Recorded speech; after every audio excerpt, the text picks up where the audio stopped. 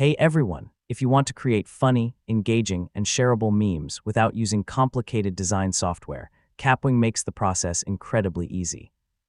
In this video, I'll show you how to create memes in Kapwing from start to finish in 2026. First, visit the Kapwing website and sign in to your account.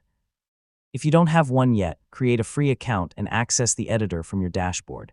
Next, click Create New Project and upload the image, GIF, or video you want to turn into a meme.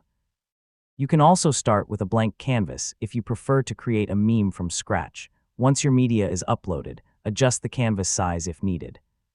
Kapwing offers different aspect ratios that work well for social media platforms and meme formats. And for the best results, keep captions short, use clear images, and focus on a simple joke or relatable idea that viewers can understand quickly.